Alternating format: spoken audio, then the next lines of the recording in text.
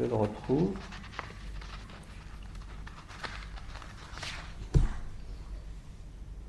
Ah oui. C'est dans Le vent paraclet, justement, qui est un livre un peu de souvenirs, raconte son histoire. Il dit qu'il a regretté de l'avoir publié, d'ailleurs. Je ne sais pas pourquoi. Il assimile le héros à Beltifauge, donc à l'ogre, vous l'avez rappelé, donc à une fée, les dimensions féminines.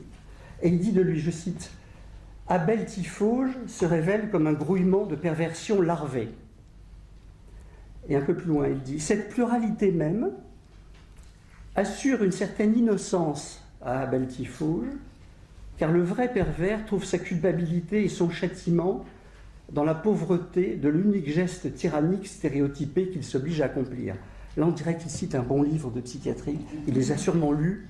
Il avait une culture, une documentation préalable à tous ses écrits absolument extraordinaire. Donc, ça assure une certaine innocence. Voilà le prédateur, parce que le personnage du prédateur est aussi un personnage extrêmement présent, pas seulement sous la forme d'Abel Tifauge, mais également dans Le héros des météores et puis bien d'autres. Il décrit des scènes de chasse, et le thème de la chasse chez lui est aussi quelque chose qui revient très souvent. Très souvent. La chasse aux enfants, en fait, pour les capturer. Et un peu plus loin, toujours dans Le vent paraclet, il ajoute, en vérité, il parle toujours d'Abel Tifauge, ce touche-à-tout ne va pas loin et paye la diversité de ses velléités par des inachèvements qui ressemblent à autant de fiascos.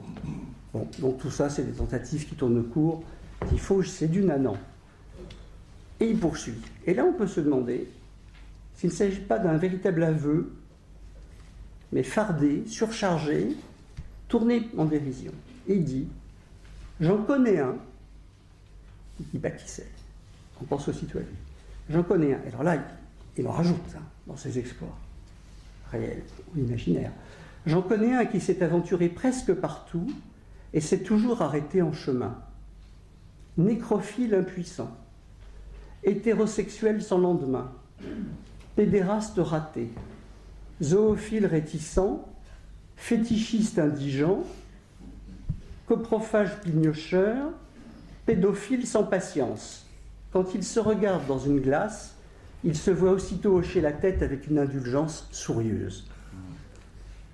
C'est désarmant, c'est une auto-absolution.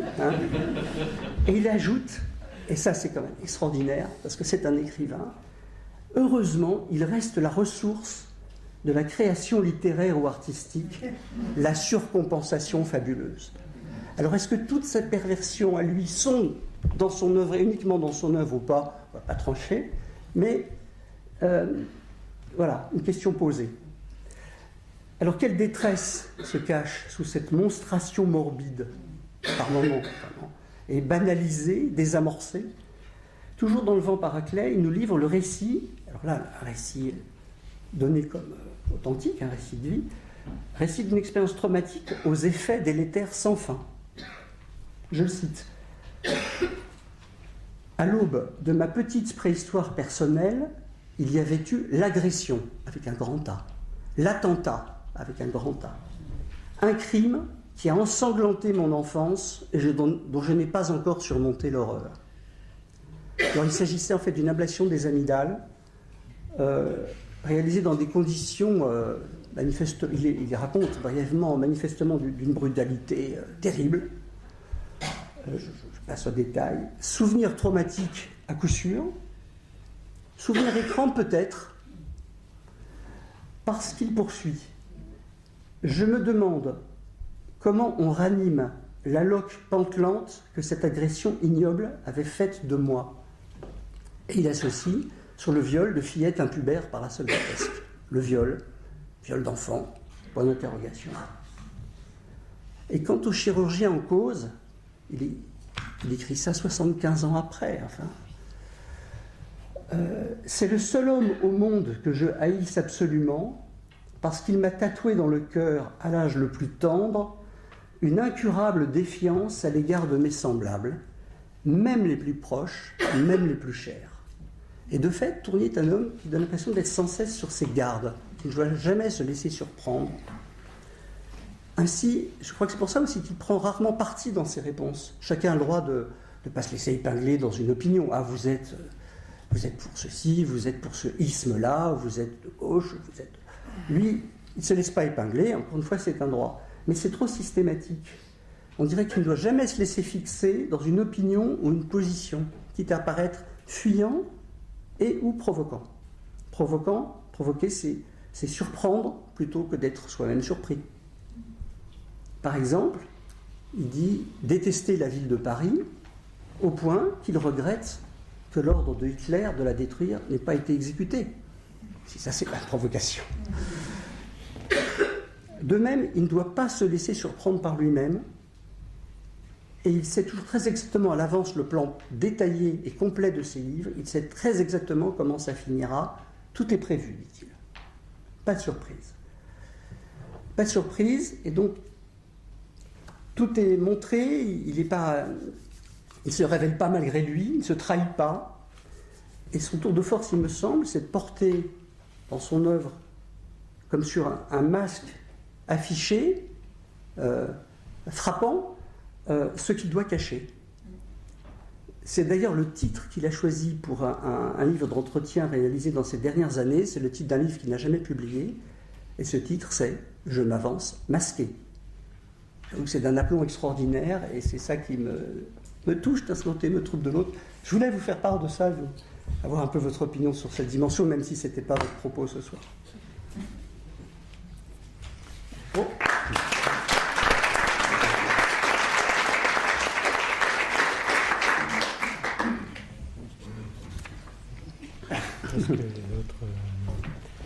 Est-ce que tu veux répondre avant qu'on demande à la salle de poser d'autres questions sur ce point, ou alors je pense que il y a une sorte de vie d'adulte de pervers polymorphe enfant. Il y a quelque chose comme ça. Moi, c'est comme ça que je le vois. Et quand je disais tout à l'heure que l'échappement qu'il met, comme vous le disiez, comme vous le rappeliez, tous ces romans sont écrits très précisément dans sa tête avant qu'il se mette à les écrire. L'échappement à la perversion qui pourrait survenir, c'est la mort. Et je pense que dans beaucoup de ces romans, c'est comme ça que ça se termine. C'est-à-dire, il y a une espèce de... Pour ne pas être pervers, il vaut mieux être mort. Il y a quelque chose comme ça. Hein. Et moi, c'est comme ça que je le comprends. Et c'est comme ça que je pense qu'il a vécu. Hein. Même quand il dit « j'arrête le prix Goncourt », quand il écrit au président du jury Goncourt, ou à la présidente plutôt... et je ne sais plus comment elle s'appelle, la Marseillaise, oui c'est ça, Edmond de Charleroux, il dit je n'ai plus d'appétit pour participer aux repas pendant lesquels on discute des trucs du jury, donc je ne me sens plus apte à participer au jury du Goncourt. Donc voilà, c'est typique, c'est vraiment un truc, je pense qu'il y a une espèce d'effacement qui est le pendant à la perversion, qui le dit très expressément, qui pourrait éventuellement agir, mais je pense qu'il se retient tout le temps. Hein. C'est plutôt comme ça que je le vois. C'est pour ça que personnellement, j'en fais pas un pervers, j'en fais vraiment plutôt un obsessionnel de première catégorie. Oui. Monsieur, s'il vous plaît, on va vous donner un micro.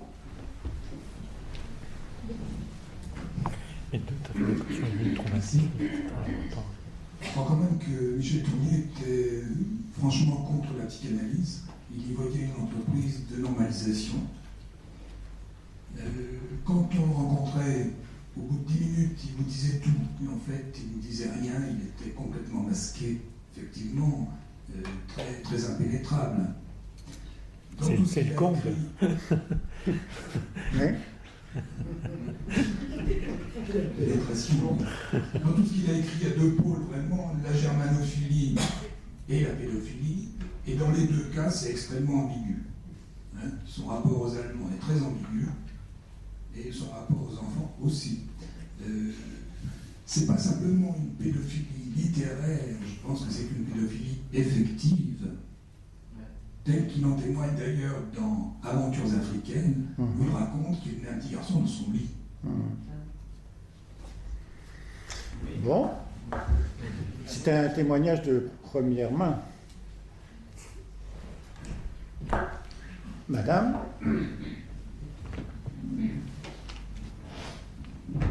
Oui, je voudrais relever deux choses. Ce que vous avez dit à propos de la passion des amygdales, en fait, qui va traumatiser et qui ne pardonne pas.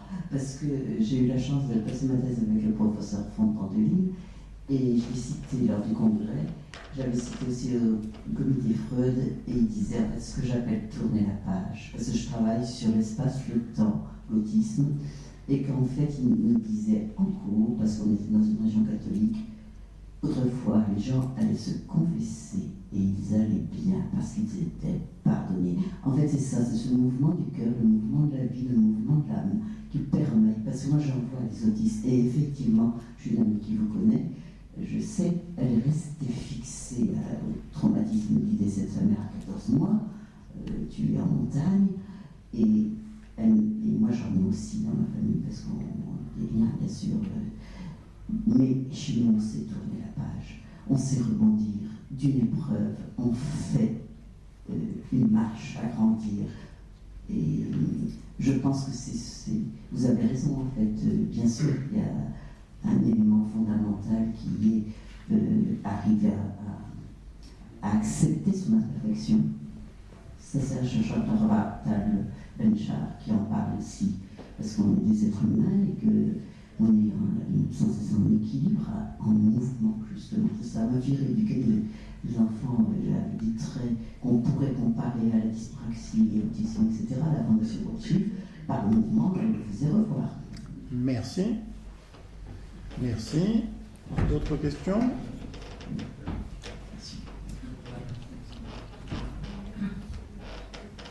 Monsieur Loisel.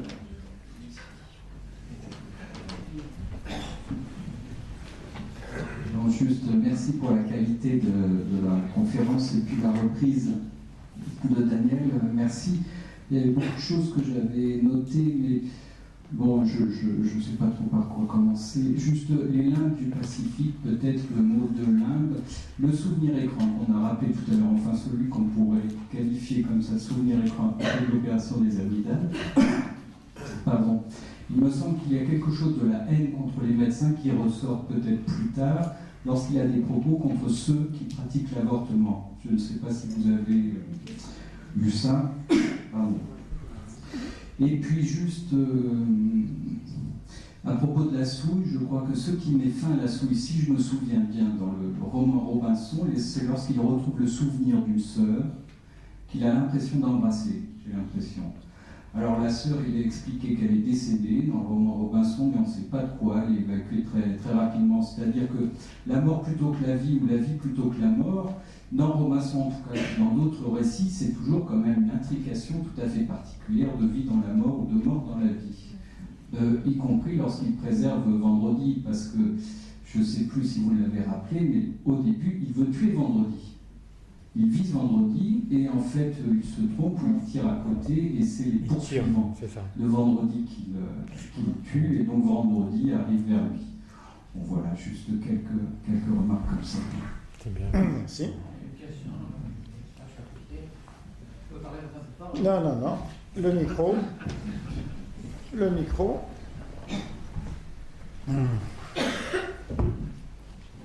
Alors, purement anecdotique, parce qu'on parlait tout à l'heure de droite et de gauche, il me semble que Mitterrand allait voir Tournier pour lui demander si effectivement ce qu'il écrivait était bien écrit. Donc, on parlait de la gauche et de la droite. Ensuite, pour les La question, c'est de savoir si Mitterrand est de droite ou de gauche. Bravo, merci, et puis, il y a effectivement cette castration quand même symbolique des amygdales. C'est quand même pas rien, parce qu'en effet, bon, et puis la question que vous voulez vous poser, quand on a plus ces amygdales, effectivement, je pense que c'est une castration, là, on parle quelque part. Et puis il y a une troisième, c'est est-ce que finalement l'angoisse de mort chez Tournier, c'est pas ça qui l'empêche finalement de passer à l'acte sur, effectivement, sur les enfants, enfin, dans sa séduction, mais au sens réel. Est-ce que c'est pas l'angoisse de mort qui finalement le freine? Est-ce que vous parlez effectivement de cette mort? Si je meurs, en effet, je ne pourrais pas passer. Merci. Merci. Alors, qui souhaite intervenir? Moi, une seconde. Oui. C'est un complément de ce que je viens d'entendre. Enfin, un complément. par association, je pense que c'est une issue sublimatoire magnifique que l'écrivain Tournier a toute sa vie cultivée. Je ne sais pas ce qu'il serait devenu s'il n'avait pas eu cette possibilité. C'est ça que je trouve le plus extraordinaire dans son œuvre. Qu'est-ce qu'on fait avec ce qui nous taraude, ce qui nous organise, des manches qui nous défoncent, voilà, lui il a écrit. Et c'est ce que je trouve le plus... Enfin, c'est l'idée de... Je ne sais pas comment vous appelez, sur laquelle je rebondis. Voilà, c'est tout. Surtout qu'après les 2 amygdales, il a passé 2 fois la grecque de philo et qu'il a raté, et qu'il est devenu écrivain comme ça, c'est comme ça qu'il raconte. Hein. Donc voilà, je pense que vous avez raison, c'est un processus sublimatoire magnifique. Hein,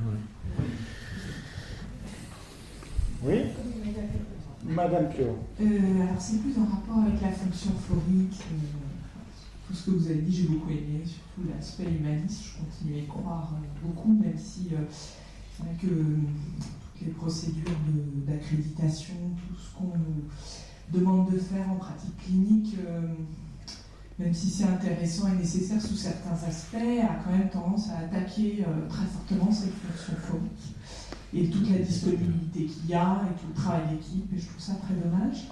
Et je me pose beaucoup la question en ce moment de comment essayer de transmettre ça aux étudiants pour que ce ne soit pas perdu. Et je pense notamment aux étudiants en médecine avant la 6e année, ceux qui n'iront pour la plupart pas dans la santé mentale. Je pense qu'il y a quelque chose comme ça très fort à leur transmettre de la représentation du travail qu'on fait en santé mentale. Et donc je voulais vous demander si vous conseilleriez aux externes donc, de lire l'un des 2 ouvrages pour expliciter un peu la fonction phorique. Moi, quand j'aime un livre, je le conseille. Donc voilà. Et ça va de Michel Tournier à Victor Hugo en passant par les livres de médecine. Avec une notation pour interdire au moins de... moins de 4e année, c'est ça? Non, mais bien sûr, mais il faut prendre ça sur un plan métaphorique, bien entendu. Hein. Je crois que c'est ça qui est intéressant. Les météores sont sûrement un livre à lire aussi. Et sûrement un livre à lire aussi. Dans une autre dimension, celle de la relation gémellaire, où on retrouve une dimension phorophorique, je ne sais pas comment on pourrait dire. Hein, hétérophorique, autophorique, je ne sais pas. Mais c'est également sur le plan de la psychologie, de la psychopathologie, une grande richesse. Oui, je crois que c'est... Marianne. Un petit jeu de mots sur euphorie et par rapport à l'empoisonnement. Excusez-moi de ce mauvais jeu de mots. Non, c'est très bien. Mais par association, moi aussi, je pensais à la question de la sublimation, bien sûr, chez tout écrivain, et notamment chez Tournier, vu les endroits, ces problématiques qui l'ont agité tout au long de sa vie. Et je me suis demandé, c'est une question que je voudrais vous poser, est-ce qu'il avait une activité religieuse ou des pensées religieuses, des croyances, justement des sublimations. Il habitait un presbytère. Il avait des références. Je sais qu'il habitait un presbytère, c'est connu. Oui. En dehors de ça. Enfin, plutôt, il habitait à côté d'un presbytère et tout le monde se trompait et venait taper chez lui en pensant que c'était le presbytère. Il avait des références et des connaissances concernant le christianisme en particulier, très, très mais beaucoup de mythes par ailleurs sur lesquels il s'appuyait, il s'en est expliqué. Il s'appuie toujours sur un mythe pour construire une histoire. On a l'impression qu'il se dédouane presque. Si ça s'inscrit dans un mythe, comme celui de Robinson après tout, hein, c'est devenu un mythe, il s'innocente. On ne sait pas. Il l'évoque dans des entretiens. Il ne croit pas en Dieu, ou plutôt, enfin tel que l'Église le rapporte, mais il croit en une force particulière qui gère le monde et qui est une force solaire. C'est quelque chose de très important chez lui, donc il l'affirme comme ça lorsqu'on lui pose la question de Dieu. D'autres questions? Mais il voit plus la condition humaine, le sacrifice, le destin, en figurant 3 enfants sublimement beaux, empalés à la fin du Roi des Aulnes, qu'en regardant le crucifix dont il dit sur lequel il tient des propos d'une violence incroyable, en disant cette espèce de cadavre infâme, cloué sur 2 poutres, c'est ça que l'Église nous propose, ça n'a rien à voir avec la religion. Enfin, voilà. Mais il nous propose des enfants empalés. quand même. Oui, mais ça, si vous lisez n'importe quel roman qui vous a pris au trip, comme on dit vulgairement, vous vous rendez compte que c'est écrit par quelqu'un qui a une psychopathologie absolument terrible. Mais je suis d'accord avec la personne qui est intervenue. Ça l'a permis, c'est la sublimation qui permet que ça ne soit pas comme ça dans la vie. Je crois qu'il faut pas se faire de romans sur les romanciers. Les grands romanciers sont des gens qui ont des psychopathologies tout à fait riches quand même. Hein. Avec un passage à l'acte quand même, si on prend le Yves Navarre, ceux qui ont lu Yves Navarre, le jardin de la pénétration, et Yves Navarre finit par se suicider. Donc il a oui, mais ça, je pense que vous avez vu ici un certain nombre de gens qui sont venus vous parler de romanciers. Vous voyez bien quand même qu'il n'y en a pas tellement qui sont au Café du Commerce. Hein. Absolument. Alors, juste quelques mots, si tu permets. Donc, moi, je crois qu'il ne faut pas se... Ton intervention nous permet de préciser encore 2-3 choses. Ici, à Babel, bien évidemment, il l'a dit, Daniel, il n'est pas question de faire le procès de qui que ce soit, ou d'avoir le moindre jugement moral. Bon.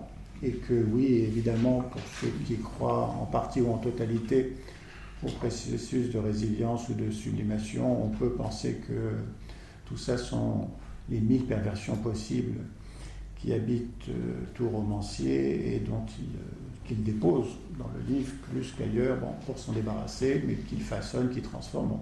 La question à Babel n'est pas de savoir, n'est pas tant d'hypothéquer plutôt la psychopathologie de l'écrivain ou de l'artiste, alors qu'il n'est pas là pour se défendre, ni lui, ni son œuvre, ça n'a pas de sens. Par contre, donc disons les choses comme ça, je ne sais pas s'il est pervers ou pas. Alors moi je sais que c'est un écrivain de droite, mais je précise, c'est un écrivain de droite au sens où lui l'entend, puisqu'il a une classification des écrivains de droite et de gauche qu'il appelle primaire et secondaire. L'écrivain de droite primaire, c'est celui qui n'agirait et ne créerait que par la force de sa volonté, tandis que l'écrivain secondaire de gauche, lui, serait habité par des remugles du passé et des anticipations futures, et il agirait sans volonté, en se laissant baigner par son inconscient qui lui dicterait un certain nombre de choses. Il serait un médium qui se laisserait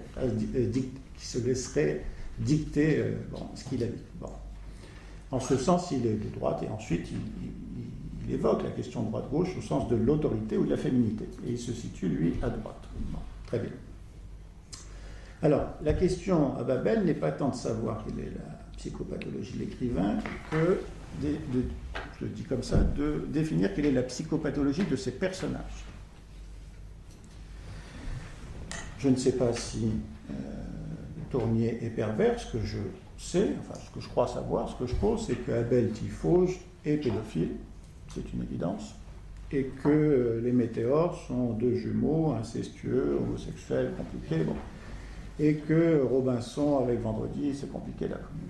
Attention, évidemment, je viens de dire un mot pervers, je mets tous les guillemets dessus par rapport à un jugement moral. Non. Ce qui m'intéresse, c'est que le personnage, et ça c'est Tournier qui le dit, hein, contrairement à ce qu'on dit, il est très organisé, mais à un certain moment, il veut, et ça c'est vrai, ce qui fait la qualité du roman, c'est lorsque le personnage échappe à son auteur, et comme s'il avait une vie autonome. Donc ce que ce personnage, Robinson, ou dans Le Roi des Zones, Abel Tifauge nous dit, c'est une théorie de la perversion.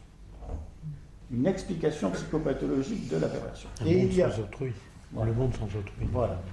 Et il y a dans Vendredi, quand vous avez fini de lire Vendredi, vous lisez la postface de Gilles Deleuze, qui est exceptionnelle.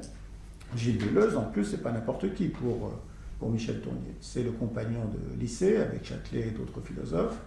Et Gilles Deleuze, il est pour le moins schizoïde, il est génial, il est absolument formidable, mais il a une vie plus ou moins compliquée, schizoïde, et celui qui l'a porté, c'est comme ça que dit Tournier, pendant des années, qui l'a nourri, habillé, qui lui a acheté des bouquins parce qu'il était quasiment clochardisé, c'est Tournier. Bon. Et il demande donc à Gilles Deleuze de lui faire une postface. Pourquoi pas une préface? Je ne sais pas, une postface. Alors Deleuze dit, je résume, dit en substance les choses comme ça, il faut imaginer Robinson pervers. Il n'y a aucune Robinsonade qui ne soit une perversion. Et c'est là où ça devient intéressant parce qu'il développe une théorie de ce qu'est la perversion. C'est en ce sens que Tournier, où ses personnages sont touchants, c'est qu'il développe une théorie à partir de Vendredi qui est en substance la suivante, c'est que pendant tout un temps, Robinson, sur son île, avait une capacité de réactiver des expériences passées plus ou moins satisfaisantes et d'avoir un autrui intérieur, un objet interne. Et il développe cette théorie qu'à un certain moment, ça disparaît. Il n'y a plus d'autrui intérieur. Et puis surtout, voilà où il y aurait une explication, consolation de ce qu'est la perversion. La perversion, c'est qu'après que autrui ait disparu à l'intérieur de nous, la structure accueillante d'autrui, la chambre à soi, la chambre d'amis où on accueille autrui disparaît. Ça, c'est ce que les neurosciences disent. Lorsque le bébé naît, il a une capacité à être un individu social, c'est-à-dire à accueillir l'autre à l'intérieur de lui. Donc, ce que Deleuze développe sur son ami Tournier par rapport à Robinson, c'est que Robinson, après ne plus avoir la possibilité de retrouver dans ses rêveries des expériences du passé, des objets du passé qui puissent le soutenir, il a perdu autrui, ensuite il a perdu la structure accueillante pour autrui, et la perversion, c'est ça. C'est ne pas avoir la capacité d'avoir une chambre d'amis à l'intérieur de soi pour recevoir autrui. C'est ce qui fait qu'on le traite avec Vendredi comme un esclave, comme un objet partiel, comme une merde, c'est-à-dire qu'on le chosifie, qu'on le réifie, qu'on le désobjectalise. Donc. Et là, ce qui nous intéresse, nous, psychopathologues du lundi soir, c'est où est le trauma de Tournier, qui explique qu'il a perdu cette chambre d'amis, et qui dit, tu l'as rappelé tout à l'heure, je ne sais pas qui l'a rappelé, que cette fameuse, ce souvenir écran des amygdales, ce chirurgien, qui donne le nom Dubois, ce chirurgien a bousillé ma vie dans le sens où je ne suis plus en capacité d'accorder un crédit de confiance à qui que ce soit pour être en interrelation avec lui, que je ne peux que le chosifier, le mettre à distance, bon. Et que la perversion est la protection de la psychose chez lui. Bon. Donc on ne sait pas si la vie de Tournier, il semble quand même que c'est soit une vie assez ascétique dans son presbytère là où il ne bouge pas, où l'amour, alors il dit à un certain moment, je me donne des notes, en amour je me donne 5 sur 20, rien, j'ai pas eu de relation amoureuse, bon. En bouquin je me donne 16, en truc, en chance, bon. Mais en amour 5, donc il a une vie assez pauvre, assez ascétique, il sublime, mais la question pour nous, enfin la question importante, me semble-t-il, à Babel, c'est pas tellement le juger de ce qu'il est ou pas, c'est qu'est-ce qui fait que cet écrivain, quand il devient un écrivain, un scriptor, c'est-à-dire pas tout à fait lui, comment en effet, alors sublimation je ne sais pas, mais comment il s'arrange avec ses incapacités, ses défauts fondamentaux, cette chambre importante. Bon, voilà, c'est ça c'est comment il rebondit en étant créatif à partir d'une destructivité interne. Bon. Et ça, il nous le montre magnifiquement dans son personnage, qui a décrit fondamentalement ce qui peut être aussi quasiment, je ne sais pas si on sera d'accord, en tout cas nous ici, lorsqu'on hospitalise des patientes dramatiques, anorexiques, cachectiques, dans des états bons, nous les prenons sur 6 mois, 1 an, parce que nous organisons l'accompagnement de la régression. D'accord ? Y compris avec des PAC, bien sûr. Nous accompagnons cette régression pour pouvoir ensuite les faire sortir progressivement. Et Vendredi, c'est ce qui sauve Robinson, parce qu'il lui donne, de façon quasi magique, la possibilité, après tout un temps de désobjectualisation, de relation avec un autre bon. Donc voilà, la théorie de Deleuze sur Tournier, sur ce qu'est la perversion de son copain et la façon dont il s'en dégage, me semble absolument une leçon psychopathologique fondamentale. Bon. Voilà. Bon, d'autres questions avant qu'on ne remercie Pierre de Lyon. Une toute petite remarque. Une petite remarque, Daniel. Quand vous rappelez que ce qu'il fait pendant longtemps à Vendredi, d'accord, il l'a servi, il le maltraite, c'est-à-dire qu'en même temps il l'éduque, il l'instruit. C'est une vision de l'éducation et de l'instruction un peu particulière, en tout cas, qui peut valoir dénonciation de ce qui, sous couvert d'éducation, se manifeste d'hostilité, de maltraitance. C'est le cognitivisme, c'est ça. Ça peut prendre des formes à l'infini. L'inventivité, là, je crois, est énorme. Mais je pense que tu as il raison. l'éduque, il l'instruit. s'il instruit de manière extrêmement archaïque telle qu'on faisait à l'époque, c'est-à-dire si au moment où il commence à devenir pubère, il sort du giron des femmes pour éviter la contamination et qu'il l'initie de manière pédérastique pour le féconder, un phallus fécondant, bon, c'est une autre option. Alors je crois qu'il ne faut pas oublier que nous n'avons pas de publication du journal intime qui existe de Michel Tournier, qui veut appeler journal extime, c'est-à-dire qu'il serait purement des choses. Alors moi j'en ai lu quelques phrases. Il ne veut surtout pas qu'on puisse interpréter quoi que ce soit. Mais ça parle de quoi? Il est dans un hôtel, il entend le cri d'un bébé à côté, dans la chambre d'à côté, et il a une phrase qui dit « ça c'est le néant qui se plaint d'avoir fait naître un enfant ». Ce qu'il voit quoi? Il voit un chat qui regarde un oiseau qui est derrière une fenêtre et il se demande comment ce chat va attraper cet oiseau. Donc il ne peut pas lutter contre l'inconscient.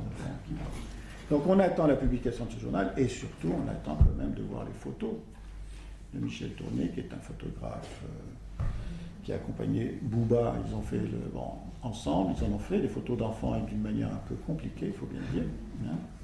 On attend peut-être, je ne sais pas dans combien de temps, la sortie de ces ouvrages qui nous diront peut-être... C'est 50 ans comme pour Trotsky. Voilà, on n'est pas sûr de le voir. Bon, la prochaine fois, je ne sais pas qui sera là, mais vous avez le programme. Et nous vous invitons à ne pas le rater. Merci d'être venu. À bientôt.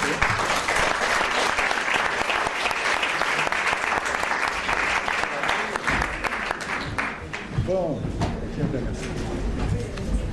J'ai commencé à dire des